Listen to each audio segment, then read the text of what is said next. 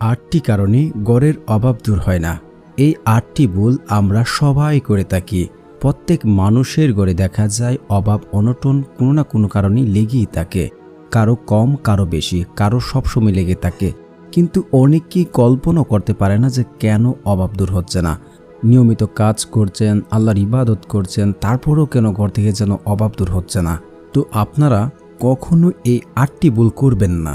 যদি আপনারা নিয়মিত এই ভুলগুলো করতেই থাকেন তাহলে ঘর থেকে আর অভাব দূর হওয়ার সম্ভাবনা একদম কম। তো প্রথম যে ভুলটি আমরা সবাই করে থাকি, এটি আসলে কমন একটি ভুল। এই ভুলটি আমাদের বাংলাদেশের মানুষ নয়, পুরো বিশ্বের প্রায় অধিকাংশ 90% মানুষ বেশি করে থাকে। তো আমাদের বাংলাদেশের মানুষরা একটু বেশি করে থাকে, তা হচ্ছে বাথরুমে মোবাইল বা বাথরুমে বসে কথা বলা। আমাদের অনেকে দেখা যায় যে বাথরুমে মোবাইল ফোন নিয়ে যান,